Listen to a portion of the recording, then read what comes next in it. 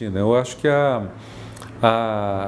quer dizer, nós temos um panorama de muito maior produção cultural hoje do que 40 ou 50 anos atrás, e tendo uma quantidade muito maior, provavelmente nós temos uma qualidade maior, quer dizer, não tudo tem qualidade, mas nunca teve, né?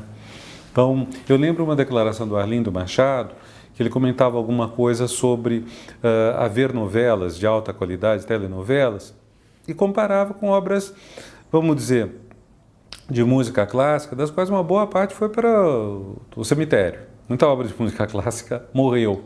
Então, muita novela morre, mas não será difícil hoje elencar 10 ou 20, ou talvez mais até, muito importantes, que a gente tem conhecimento ao longo dos tempos. Então, eu acho que subsiste a produção cultural muito boa, inovadora. Eu não gosto de evocar um passado que teria sido melhor, tanto quando eu falo são coisas pontuais que eu nem sei, quer dizer, eu não consigo entender por que, por volta do ano 2000, o cinema brasileiro estava falando tanto sobre a nossa sociedade. Eu não acho que isso tenha sido uma façanha do governo, Fernando Henrique, nem que, vamos dizer, uma redução desse peso seja um demérito do governo Lula. Acho que não tem a ver com os governos. Mas no caso mas feita essa ressalva de que eu acho que tem muita coisa boa, acho que há uma velha questão que é quando você tem que fazer um verso dodecassílabo com rimas tais e tais, para fazer isso é um grande desafio. Quando você começa a fazer um verso com rimas brancas, então facilita por um lado, por outro lado fica mais difícil. Até, talvez, porque o que vai torná-lo poético, se não é a rima, se não é o ritmo, se não são essas características. A disciplina sempre foi um fator que forçou o artista a ser melhor. Quando tudo se torna permitido, isso fica mais complicado. Até porque há um conteúdo, sobretudo, que se tornou hiper permitido, que é o sexual.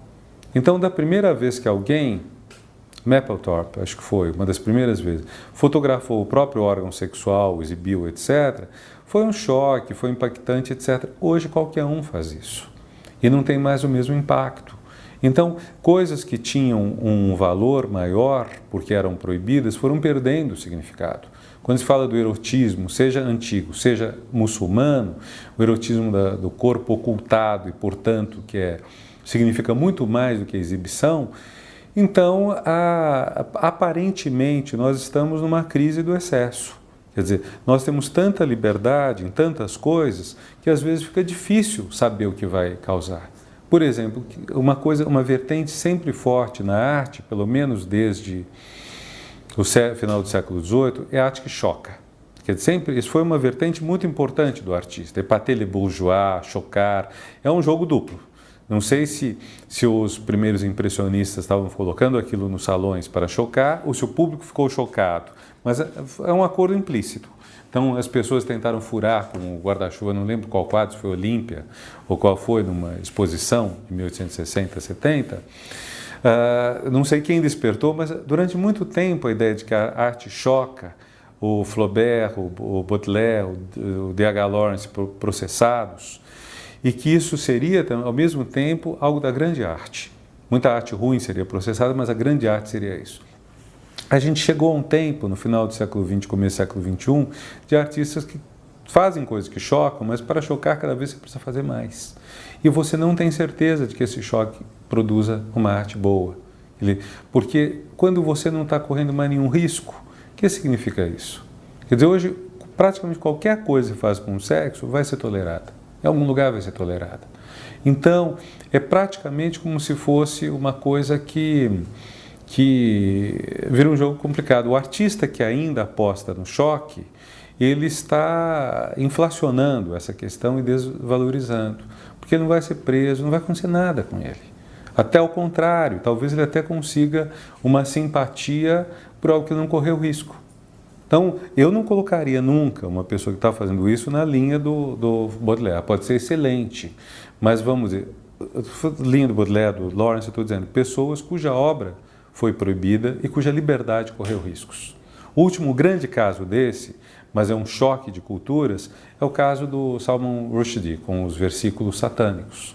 Ou seja, um caso de alguém que correu risco de vida, que ficou escondido vários anos por causa de uma obra.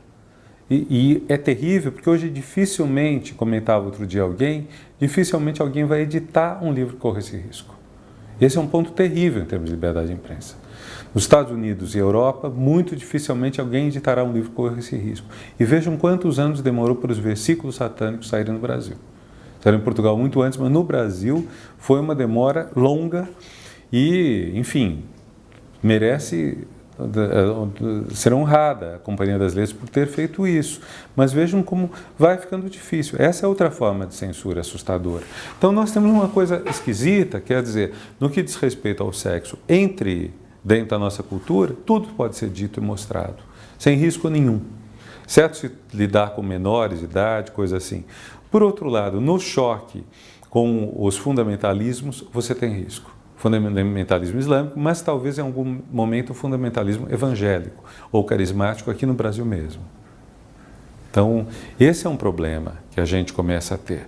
Veja que na campanha eleitoral de 2010, a questão do aborto foi abatida a tiros e na campanha de 2012,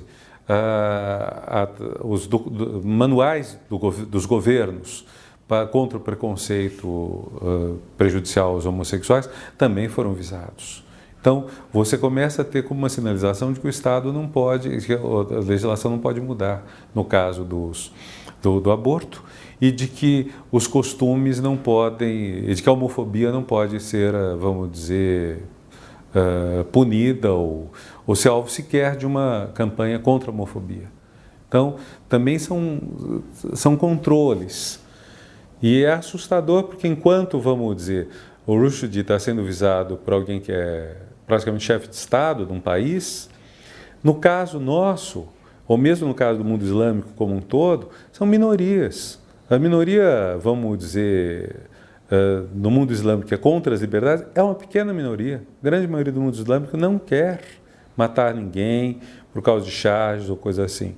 E no nosso país a grande maioria não quer reprimir a homossexualidade, creio eu. Mas aí você tem 10, 15% de votos